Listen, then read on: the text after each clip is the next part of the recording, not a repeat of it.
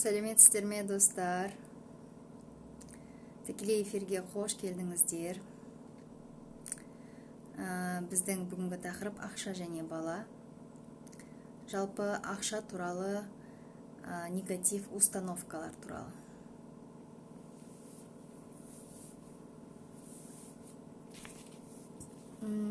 Сәлеметсіз бе, Айжан ханым, Айзере ханым, Асель. Кішкене бір 2 минут күте тұрайық, кішкене адамдар кірсін, сосын мен бүгінгі тақырыпты бастаймын. Бүгінгі біздің тақырыбымыз бала және ақша.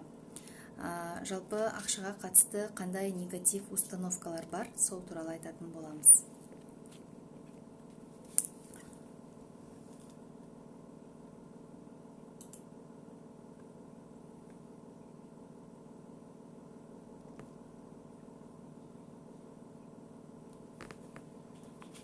Сәлеметсіздер ме? Жаңадан қосылып жатқан қыздар. Сәлеметсіздер ме? Сәлеметсіз бе? Мен марафондағы қыздарым кіріп жатыр. Қалайсыздар?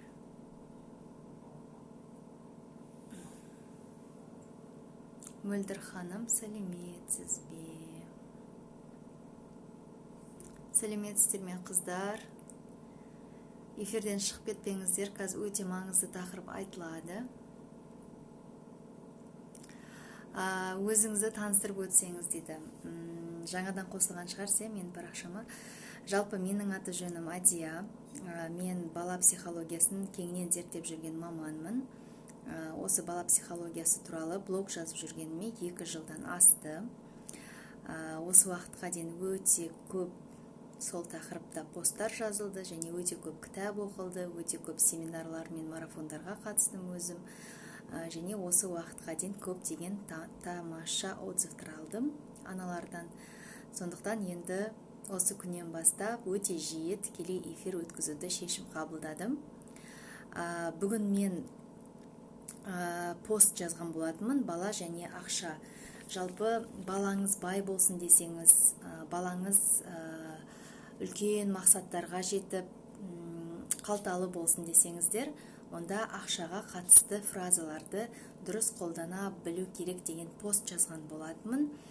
Сол посттың жалғасы ретінде мен сіздерге тікелей эфир жүргізуді шештім. Себебі бұл тақырыпты бір постқа кіргізе салу өте қиын. Сондықтан да қазір эфирден шықпай тыңдасаңыздар, өте маңызды ақпараттар айтылады. Қысқаша ғана посттан бір үзінділер айтып өтейін, өйткені біреу пост оқыды, біреу оқып үлгермеді, сондықтан басында кішкене соған тоқталып өтейін, сосын ары қарай түсіндіремін. Жалпы біз балаға, мысалға, көптеген ақшаға қатысты фразалар қолданамыз. Мысалға, бала бір затты қатты қалады. Сол кезде далада келе жатқан кезде немесе дүкенде келе жатқан кезде бала қатты бір затты қалады. Сізде қазір мүмкіндік жоқ ол затты алып беруге. Сол кезде сіз не дейсіз? Ақша жоқ деп айтасыз. Ақша жоқ болды деп ұрсып жібересіз, немесе жай ғана айтасыз. Рахмет, қыздар. Сол кезде сіз балаға қандай установка бересіз?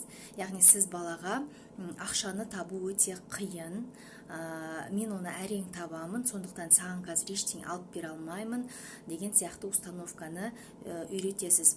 Ол кезде ең бастысы ақша жоқ деген сөзді позитивті установкаға ауыстыру. Яғни мен сізді YouTube-тан көріп таптым, тамаша. Яғни сіз айтасыз, менде дәл қазір ақша бар, бізге ақша үнемі жетеді, бірақ та мен ақшаны жоспарлап жүргенді жақсы көрем. Мысалы, бүгін мен саған бұл ойыншықты немесе бұл затты алып беруге жоспарлаған жоқпын. Келесі рет мен саған оны алып беруге тырысамын. Бүгін үйге кешке барған кезде біз сенімен бұл затты қашан алуға болады деп жаңағыдай жауабыңызды дәл осылай айтқан жөн. Әрине, бірінші рет бұндай сөздерді естіген бала, ол қырсығып, жерге жатып алып, жылап, өзінің мінезін көрсету мүмкін. Бірақ та, егер сіз өзіңіздің сөзіңізде тұрып, мықты болсаңыз, дұрыс түсіндіре алсаңыз, онда бала уақыт өте үйренеді. сол установкаларға. Одан кейін ол балада міндетті түрде дисциплина пайда болады. Ал балада дисциплина пайда болу ол өте маңызды. Одан кейін біз көбінесе мысалға бала ақша алса, немесе ақша алғысы келіп тұрса кошелектан, біз көбінесе не істейміз? Не деп айтамыз? Ақша ойыншық емес деп айтамыз. Қасым-Жомарт, есікті жаба сал. Қасым-Жомарт, есікті жап. Ақша бізге ойыншық емес. Ақша ойыншық емес деген сияқты, ақшамен ойнауға болмайды деген сияқты негатив установкалар айтамыз. Ондай кезде балаға ең әуелі өзіңіз іштей, бала ақшамен көп ойнаған сайын ол байлыққа және мақсатқа, мансапқа тез жетеді деп өзіңіз позитивті установка қоясыз да балаға. Мен саған қазір көп ақша жасап беремін, сен сол ақшамен қазір екеуміз дүкен ойнаймыз деген сияқты жақсы установкалар айтасыз. Яғни қолдан ақша жасап бересіз да, қағазға салып, одан кейін соған қандай байсың, ақшаң көп қой, мықтысың ғой, бізге не алып бересің, өзіңе не аласың деген сияқты позитив установкаға ауыстыру керек. Егер әрине бала кішкентай болса, алданса, мысалға 3-те, 4-те, 5-те болса, егер одан жасы жоғары болса, онда сіз ол балаға алдыңда айтып өткендей, мен қазір оны алып беруге жоспарлаған жоқпын, бірақ ақшамыз бар деген сияқты сөздерді айту керек. Енді бұл жалпы балаға көп жағдайларда айтылатын ең танымал фразалар ғой. Бірақ та бұл жалпы фразалар тек қана балаға ғана емес, сонымен қатар өзімізге де тікелей байланысты. Мысалға, біз бала кезден ақша қолдың кірі деген сөзді естіп өстік, иә. Ақша қолдың кірі дегенді естіген кезде біздің жалпы энергетикамыздан ақша қаша бастайды. Неге? Себебі бұл негатив установкалардың бірі болып есептеледі. Ақша қолдың кірі емес, ақша бізді жақсы көреді. Біздің есік ақша мен байлыққа ашық деген сөздерді алмастырған жақсы. Жаңадан кіріп атқан қыздар, саламатсыздар ма? Сондықтан да негатив установкалармен жұмыс деген өте маңызды. Қазір мен сіздерге өте бір популярный негатив установкаларды айтамын. Оны 99,9% әйелдер қолданады. 99 демей ақ қойын, жарайды. 90% әйелдер қолданады. Әйелдерде бейсаналы түрде, саналы емес, бейсаналы түрде маған өмір ақша жетпейді деген қағида болса, ол әйел ешқашан байи алмайды және ешқашан оның жалақысы өспейді. Ол қандай установка? Мысалға, сіз бүгін жалақы алдыңыз, немесе декретіне ақша түсті, немесе біреу сізге сыйлыққа ақша берді, туған күніңізге, допустим. Сіз дүкенге барасыз, азық-түлік алуға, жолдан өзіңізге көптен бері ала алмай жүрген, алғыңыз келіп жүрген сөмке, немесе бір косметика, немесе білмеймін енді, фен болуы мүмкін, әркімде әртүрлі ғой. Сол затты алғыңыз келеді, бірақ та қатты алғыңыз келіп тұрады, ойланып тұрасыз, бірақ бір моментте қойшы, тағы балаға жетпей қалады, немесе тағы үйге бір зат керек болып қалса, не істеймін дейсіз да, ақшаңызды аяп, сіз ол затты алмайсыз. Одан кейін сіз біздің вселенныйға, закон вселенной дейді ғой, қандай сигнал бересіз? Маған ақша керек емес, мен өзімді жақсы көрмеймін деген сигнал бересіз, бейсаналы түрде. Одан кейін сіз үйге келгеннен кейін, бірнеше күннен кейін сізден қарызға ақша сұрайтын адамдар көбейе бастайды. Неге? Өйткені вселенная бізге айтады, иә, жоғарғы күш айтады. Егер саған ақша керек болмаса, егер сен өзіңді жақсы көрмесең, өзіңе керек затты ала алмасаң, демек, саған қарыз сұрайтын адамдарды жібереміз дейді. Сіз өзіңізге ақшаны аяғаннан кейін, сізден қарыз сұрайтын адам көбейіп кетеді. Немесе ол ақша бір болмайтын затқа кетіп қалады. Сондықтан да главное правило вселенной, өзіңізге жалақы алған кезде, өзіңіздің теріңізбен тапқан ақшаға ең бірінші дастарханға нан сатып аласыз және өзіңізге ұнайтын бір зат аласыз. Жалақыңызға қарайсыз, мысалға 100 мың алатын болсаңыз, өзіңізге жақсы бір туш сатып алуға, немесе жақсы бір сөмке сатып алуға, немесе көптен бері армандап жүрген бір кітабыңызды сатып алуға, немесе бір марафонға ақшаңызды құртуға міндетті түрде бір какой-то процентін бөліңіз. Сәлеметсіз бе, Зако ханым? Зако есіміңіз кім? Сондықтан да мына бейсанада тұрған өзімді жақсы көрмеймін деген установкаларды алып тастау керек. Өйткені ондай установкалар бізге ақша блогымызды блоктайды. Яғни ақша потогы бізге келмейді. Одан кейін қанша ақша тапсам да өмір бір жерге кетіп қалады. Кейбір адамдар болады, жалақысы жақсы, вроде жетеді барлығы, бірақ та тапқан ақшасы бір сәтте жоқ болып кетеді, әйтеуір қайқа кетіп қалған өз білмей қалады. Ол бізде қандай установка, қанша тапсам да өмір ақша жетпейді деген установкамен өмір сүретін адамдарда дәл солай болады. Сәлеметсіздер ме қыздар? Яғни сіз ол установканы мен ақшаны көп табудамын және олар күннен күнге көбеюде деген установкаға ауыстыру керек. Одан кейін бізде қандай установкалар бар қазір? Одан кейін ақша қолдың кірі айттым. Сосын ақшаны откладывать деньги на черный день деген фраза бар ғой. Мысалға ақшаны бір керек кезге жинау деген фразаның өзі де бұл негатив установкалардың бірі болады. Бұл ақша потогын блоктайды. Неге? Өйткені ақшаны, бұл жерде бір мәселе түсіну керек. Ақшаны жинаған дұрыс, оны экономдаған дұрыс. Бірақ та ақшаңызды жинаған кезде бір мақсат қойып жинау керек та. Яғни мен бүгін мысалға жалақымның 10 мың теңгесін машине сатып алуға жинап жатырмын. Немесе 15 мың теңгесін болашақта үй алуға жинап жатырмын. Немесе көптен бері армандап жүрген өзіме бір мықты көйлек сатып алуға жинап жатырмын. Яғни сіз жалақыңыздың қандай да бір сомасын жаңағы жинағыңыз келсе, онда міндетті түрде бір мақсат қойыңыз. Бұл мынандайға керек ақша деп. Ешқашан ақшам жетпей қалады, немесе ақшам болмай қалса, мен бұл ақшаны қолданам деген оймен ақшаны жинамаңыз. Бұл кезде сіздің бұл ақшаға деген негатив установкалар болып есептеледі. Сәлеметсіз бе, бұл сабақ па дейді. Сабақ емес, бұл тікелей эфир. Жалпы өзімнің осы бас парақшамда жиі тікелей эфирлерді жүргізуге шешім қабылдадым. Сондықтан да бүгінгі біздің сабақ ақша және ақшаға қатысты негатив установкалар, негатив ойлар, сол туралы. Жалпы сондықтан да ақша туралы бір зат айтқан кезде әр сөзімізге өте абайлы болу керек. Мен сіздерге қазір орысша жазылған варианттарын сіздерге айтып берейін, өйткені қазақша кішкене оны түсіндіру қиын. Бұл установкаларды мен негативтен позитивке ауыстырған кезде шын мәнінде менің осы айда, әлі жарты ай болды ғой, осы айда мен уже алдыңғы айға қарағанда менің жалақым 2 есе көбейді да, мен соған көз жеткіздім.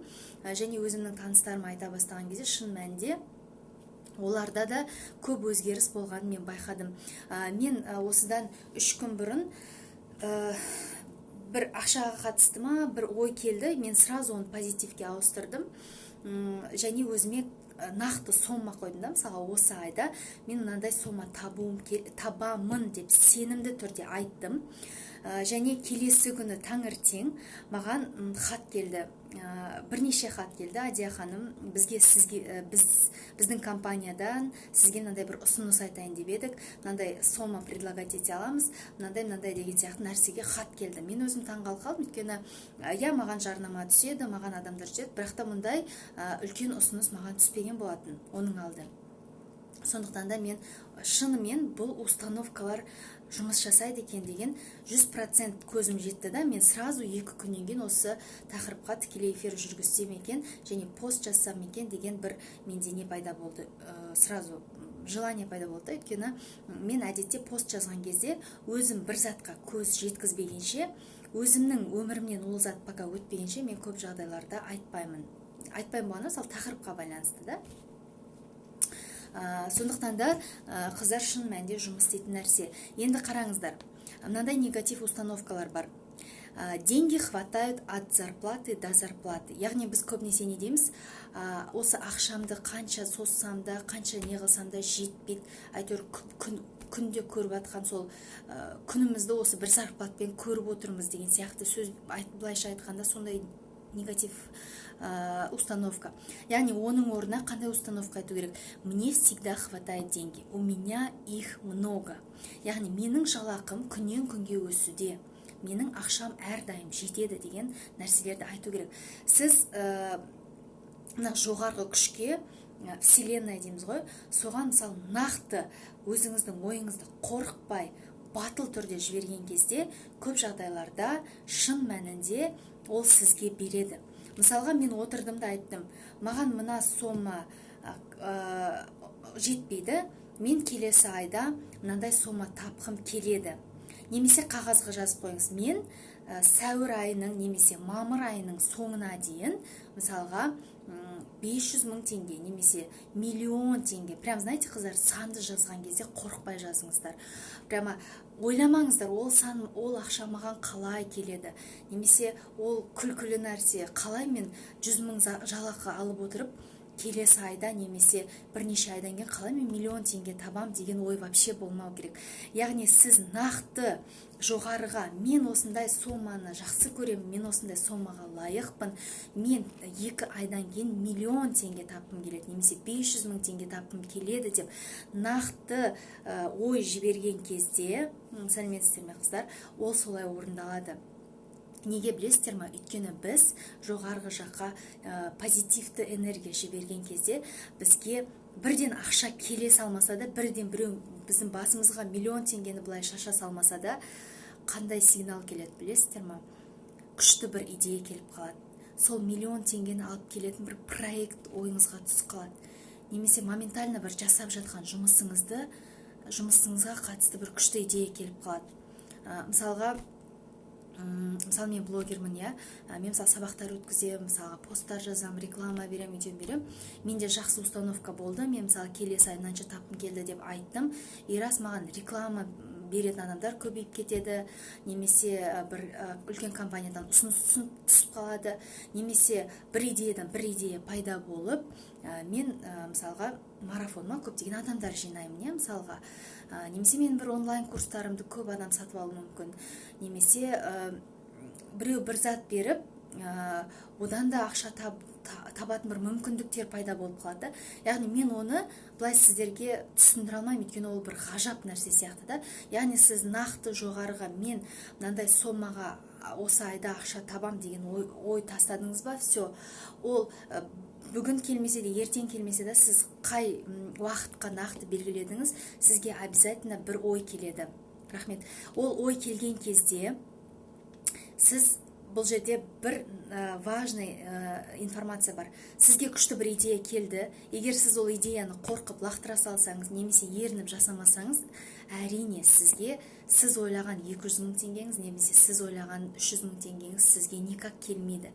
Өйткені Құдай сізге не айтады? Сен жоғарыға маған ақша керек деген ой жібердің, позитивті ойладың, мен саған мықты идея тастадым. Яғни сен енді өзіңді дисциплинировать етіп, соны жүзеге асырсаң, саған сол қалап тұрған ақшаң түседі деген сізге сигнал түседі.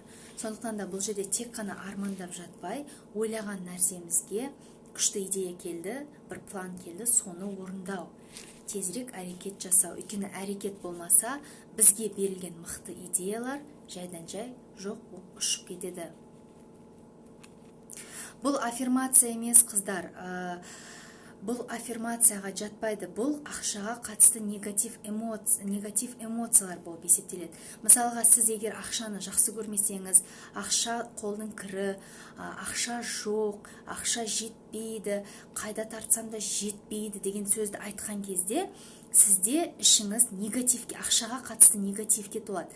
Мысалға, сізге біреу қазір ұрсатын болса, немесе ауыр сөз айтатын болса, сіз ол адамды жақсы көресіз ба? әрине сіз ол адамды жақсы көрмейсіз, өйткені ол кісі сізге дөрекі сөйлеп тұр, иә. Сол сияқты, егер сіз ақша туралы жаман нәрселер айтсаңыз, ақша сізді қалай жақсы көреді? Ақша сізге келгісі келмейді, өйткені сіз оны жақсы көрмейсіз және сіз оны қаламайсыз. Сіз үнемі оған маған жетпейді деп, сіз, получается, оны просто шығарып тастайсыз, өміріңізден не қылып тастайсыз. Сондықтан да бұл жерде бұл бір аффирмация емес, бұл негатив ойларымызды жақсы жаққа өзгерту болып есептеледі. Сақтаңызшы, сет болмай көрмей алып отырмын. Я сақтаймын, Құдай қаласа, ешқандай әйтеуір не болмай қалса, интернетте сет істеп тұрса, әрине сақтаймын міндетті түрде. Просто бір-екі рет сақталмай қалған, сол үшін айтып жатқаным ғой. Сондықтан да қыздар, даже аффирмацияларға келетін болсақ, мысалы, бұны біз аффирмация деп алмай, басқа мысалы аффирмацияларды айтуды алатын болсақ, аффирмация ол ешқандай ислам дініне қатысты емес, қыздар. Өйткені біз просто жақсы ойлауды үйренеміз, позитив ойлауды үйренеміз. Мысалға, сіз біреуге жылы сөз айтсаңыз, ол адамға жағады ғой. Немесе сіз оған ұрсып айтсаңыз, ол адаммен сіз ұрсасыз, келіспей қаласыз, одан кейін целый день нервный болып жүресіз. Тура сол сияқты да, мысалы, сіз ішкі жан дүниеңіз, рухани байлығыңыз таза болу үшін, менің бүгінгі күнім тамаша, күннен күнге бәрі жақсарып келе жатыр, ақшам көбейіп келе жатыр, күннен күнге армандарым орындалып келе жатыр деген сияқты нәрселерді айту, ол бір дінге қарсы деп мен мүлде айта алмаймын, өйткені бұл жай ғана жақсы ойлар болып есептеледі. Адам жақсы ойды ойлаған кезде оның өміріне жақсы нәрселер тартыла бастайды. Мен мысалы өзімнің марафондарымда бала агрессиясы деген тақырыпты қозғаймын, және жалпы біздің айналамыздағы адамдар туралы. Егер адамның іші негативке тола болса, үнемі өміріне риза болмаса, үнемі жасаған нәрсесін ешқайсысы ұнамаса, оған өмірде тура сондай адамдар кезігеді. Өмір соған алғыс айта алмайтын, өмір соның жасаған затын ұнатпайтын. Яғни біздің айналамыздағы адамдар в принципе тура сондай да. Сіз қандайсыз, сіздің жаныңыздағы адамдар сондай. Сіздің жаныңызда ұрысқақ адамдар көп болса, сіздің ішіңізде агрессия бар деген сөз. Яғни сіздің ішіңізде бір өкпе, реніш бар деген сөз. Ал ондай нәрселер көп болған кезде бізде ақша потогы жабылады. Одан кейін тағы бір айтылатын нәрсе, ақшаның жақсы келуіне және жалпы байлықтың үйге келуіне әйел адам мен оның әкесінің арасында қарым-қатынас өте қатты әсер етеді. Егер әйел адам әкесіне реніші көп болса, онда көбінесе ақша потогы жабылып қалады. Сондықтан да әке-шешелеріміз қандай болса да, олардың жақсы жақтарын көріп, оларды мақтан тұта ете бастаған кезде, алғыс айта бастаған кезде, оларға ақыл айтпай, бала ретінде айтқанына құлақ түріп, жаңағы сыйласаңыз, міндетті түрде ақша потогы ашылады. Әрине кейбір жағдайлар болады, мысалға ата-анамызбен де келіспейтін жағдайлар болып жатады. Өйткені ақыл ол жаста емес, ақыл ол білімде, иә. Сондықтан да жастар қазір оқып көп нәрсені біліп, кейде әке-шешесінен де көп нәрсені артық біліп жатады. Бірақ бұл жерде әке-шешеге жақсы, жарайды, рахмет, кеңестеріңізге рахмет дей отырып, өзіңіздің примерно біліп жүрген біліміңізге құлақ түру. Яғни мынандай примерно айырмашылық бар. Жаңадан кіріп жатқан қыздар, армысыздар, сәлеметсіздер ме? Қош келіпсіздер. Бүгінгі біздің тақырып ақша және установкалар. Одан кейін тағы қандай установкалар бар? На себя денег всегда не хватает. Бағана айтып өттім, иә, өзіме ақша жетпейді. Өзіңізге ақша жетпесе, ешқашан ақша потогы ашылмайды. Сосын демала алмаймын, не могу отдыхать. Мысалы, кейбір адамдар болады, қанша ақша тауып жатса да, вроде жетіп жатса да, демала алмайды, ақшаны аяйды, қытымыр болады, кішкене лучше жинағаным жақсы деген сияқты ойлармен өмір сүреді. Бұл жерде біз қайтадан позитив установкаларға ауыстыру үшін у меня много денег, которые я могу тратить на себя. Яғни әйел адам, в первую очередь, жалпы әйел адам емес, жалпы кез келген адам өзін жақсы көрген кезде, жалақысынан өзіне бір зат алуға, өзіне рұқсат берген кезде, өзін жақсы көрген кезде бізде ақша потогы өте қатты ашылады. На своем примере, девочки, знаю, сондықтан да сіздерге қазір соны айтып жатырмын. Одан кейін кейде мындай болады, не могу спрашивать деньги у партнера. Яғни мен өзімнің жолдасымнан, немесе әке-шешем мен немесе таныстарымнан ақша сұрай алмаймын. Яғни маған адамдар қытымыр. Егер сізге адамдар, сіздің өміріңізде жаңағы қолы тар адамдар көп болса, сізде ақшаға қатысты негатив установка бар деген сөз. Яғни сіз мен үлкен ақшаға лайық емеспін деген установкамен өмір сүресіз. Яғни сіз басқа адамдардың сыйлығын қабылдай алмасаңыз, басқа адамдар сізге сыйлық бермесе, әсіресе әйел адамдар көп маған жазады, жолдасым маған ешқашан сыйлық бермейді, гүл бермейді, мені адам құрлы сыйламайды деген хаттар да көп келеді. Марафонда да маған жекеге көп жазады. Бұл жерде кінәлі күйеу емес, бұл жерде кінәлі біз өзімізді жақсы көрмейтін қыздар. Яғни сіздің ойыңыздан, сіздің түріңізден, сіздің эмоцияңыздан мен бұл затқа лайық емеспін деген бір сізде қорқыныш үрей болады. Яғни бұл неден болады?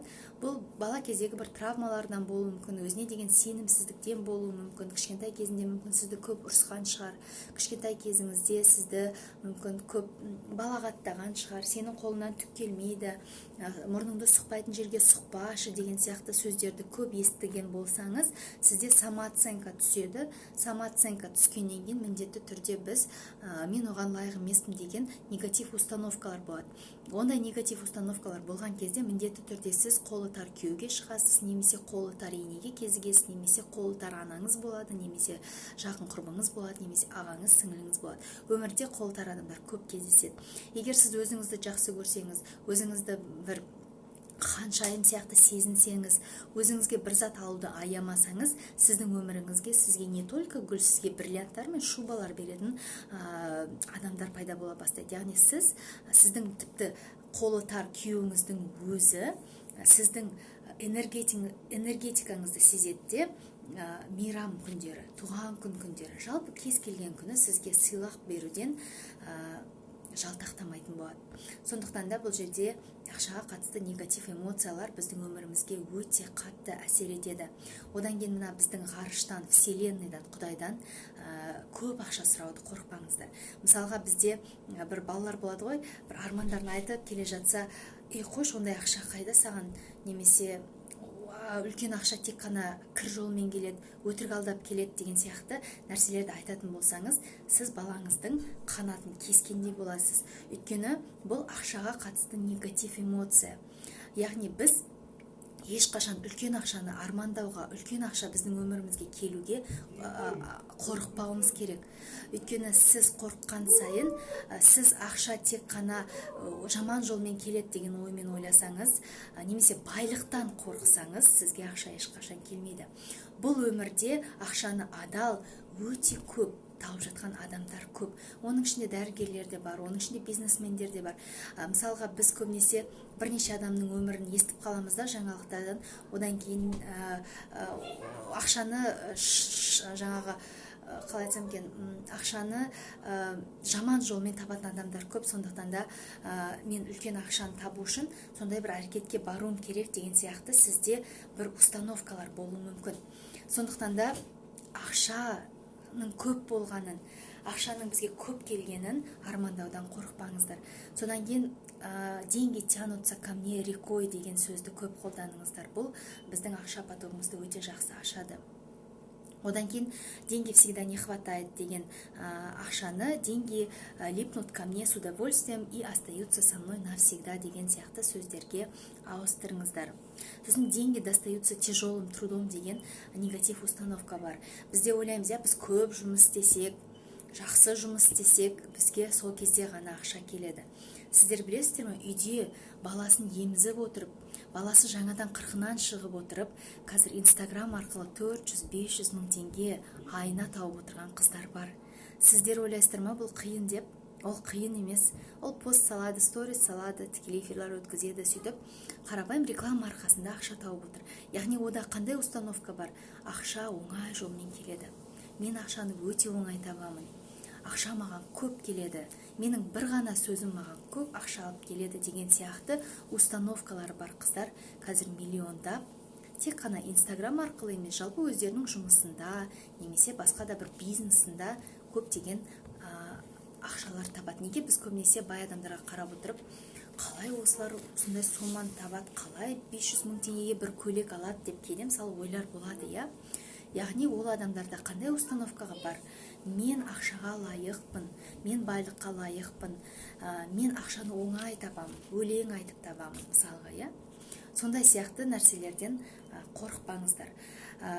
Эфирді қазір басынан көріп отырсаңыздар, сіздерге түсінікті болады.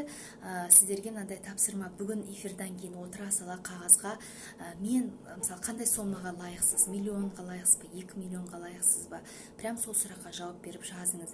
Одан кейін осы сәуір мамыр айында мен мынанша ақшаны табамын, менің жалақым осындайға көбейеді, немесе мен қосымша табыс табамын деп жазыңыз. Мысалға, менің аты жөнім мысалға Адия. Мен мамыр айында мысалға 1 миллион теңге ақша табыс тапқым келеді дейсіз да жазасыз. Онан кейін бір 3-4 күннен кейін, бір аптадан кейін былай өзіңіз байқаңыз, қандай сізге идеялар келеді. Немесе телевизордан бір ой көріп қаласыз, бір журналдан оқып қалуыңыз мүмкін, бір посттан оқып қалуыңыз мүмкін. Бірақ та сіз шынымен сеніп жазуыңыз керек. Тіпті жазбасаңыз да оймен ойласаңыз да болады. Но желательно жазған, өйткені жазған кезде ол тезірек жетеді неге, ғарышқа, жалпы вселенныйға дейді ғой. Саламатсыздар ма қыздар? Барлықтарыңыз маған қолдарыңызбен сәлем беріп жатсыздар. Мен кейде бір тақырыпқа кіріп кетсем, былай қарап тұрам да, бірақ жауап бере алмаймын, өйткені ой қашып кетеді деп қорқамын. Сондықтан да ақша қиын жолмен келеді деген ойды алып тастаңыз. Сосын ақша су сияқты кетеді, осы ақша бүгін алдым, ертең жоқ, уже су сияқты кете береді деген ойды да айтпаңыздар. Өйткені ол да негатив установкалар, яғни келген ақша өзінен өзі жоқ болып кетеді. Сондықтан да осындай бір тамаша бір ойлармен бөліскім келді. Өзім көз жеткізгеннен кейін, осы менің оқырмандарым мені сүйіп оқығаннан кейін, қалдырмай стористарымды қарап жүр, тікелей эфиріме кіріп отыр, посттарыма лайктарын аямайды деген мақсатпен осыны айтайыншы деп мен тікелей эфирге кірдім. Сондықтан да қыздар, осы бала және ақшаға қатысты негатив установкалар туралы мен пост жаздым. Соңғы постыма кіріп оқып көрсеңіздер болады. Сонымен қатар ол жерде мен қазір өзімнің 27 сәуірде бақытты ана, бақытты бала марафонына 50% жеңілдік жасап жатырмын. Яғни ол жерде сіз жай ғана өз ойыңызды жазсаңыз болды. Одан кейін мен сізге 50% жеңілдікті беремін. Марафонның бағасы 5000 теңге, 50% жеңілдікпен 2500 теңгеге қатыса аласыздар. 2500 теңгеге өте үлкен программа, оның үстіне 5 күн және оған онлайн консультация кіреді сонымен қатар. Ол жердегі тақырыптар: қабілетімізді табу, бала агрессиясы, айнала біздің айнамыз, реніш, яғни ренішке бала кездегі травмаларымыз кіреді. Сонымен қатар бақытты ана, бақытты бала формуласы туралы айтатын боламын. Өте ауқымды тақырып. Бұл марафонға қатысқан көптеген қыздардың отзывтарын сіздер менің бас парақшамдағы актуальный сторис деген бар ғой, бионың астынан андай домалақ болып тұрады. Сол жерде марафон пікірлері туралы жазылған. Қыздарға оқып көріңіздер. Көп қыздар тамаша отзывтар жазды. Сіздің сапаңыз 5000 теңге емес 20 теңгеге лайық екен. Мен өзімді таптым. Мен агрессиям кетті. Әке-шешеме ренішті жібердім. Баламның агрессиясы тынышталды. Шын мәнінде көп нәрсе тек қана өзіме байланысты екен. Көп нәрсе тек менің қолымда екен деп қыздар шын мәнінде мені тіпті қуанышты бір жағдайға жеткізді. Және мен сол пікірлерді оқи отырып біраз жылап алғаным бар. Өйткені шын мәнінде біреудің өміріне кішкентай болса да үлесімді тигізіп жатқаныма өте қатты қуандым. Сондықтан да мен марафонды әрі қарай жалғастырамын. Осы марафон, мен әдетте мысалы менде өзімнің 3 авторлық марафоным бар, 1-2 рет өткізем болды көп жағдайларда. Сондықтан да мен бұны 3-ші рет өткізуге шешім қабылдадым. Өйткені шын мәнінде қатысқан қыздардың отзывтарын оқи отырып, біздің таныстарымыз да қатысқысы келіп жатыр деп жазғаннан кейін мен қайтадан шешім қабылдадым. Жақсы. Отправила запрос на участие в вашем марафоне. Салтанат ханым, сәлеметсіз бе? Марафонға қатысуға ниетіңіз бар болса, соңғы осы сағат 3-те шыққан бүгінгі постым бар, ақша және бала деген, соның астында соның астында сіз бірнеше сұраққа жауап берсеңіз болды, сізге 50% жеңілдік беріледі. Условиялар өте оңай, мен тек қана сіздердің ойларыңызды білгім келеді. Сондықтан да кіріп марафонға 50% жеңілдік ұтып алсаңыздар болады. Осы 2 күн бойы мен 4 қызға тегін жолдама бердім, сондықтан тегін жолдама ұтып алуда мүмкіндіктеріңіз бар. Жаңа условияларын оқысаңыздар түсінесіздер. Жақсы, рахмет, барлықтарыңызға үлкен рахмет. Мұнда жылы сөздер, жалпы лайктар, көптеген тамаша белгілер жіберіп жатыр екенсіздер. Алла разы болсын сіздерге. Жалпы уақыттарыңызды арнап, осы эфирге кіріп, осы бір тақырыпты тыңдайықшы деген ниет білдіргендеріңіз үшін үлкен рахмет. Осы эфирді мен қазір сақтаймын, Алла қаласа. Одан кейін ол бір-ақ күн сақталатындықтан мен бұны тағы да өзімнің YouTube каналыма саламын. Шамасы 1 сағаттай болып қалды, сондықтан эфирімді сақтау керек, әйтпесе сақталмай қалады. Сондықтан да барлықтарыңызға рахмет. Бүгіннен бастап ақша потоктарыңызды үлкейтіңіздер, ақшаға қатысты негатив эмоцияларды жіберіңіздер. Үлкен рахмет барлықтарыңызға. Сау болыңыздар.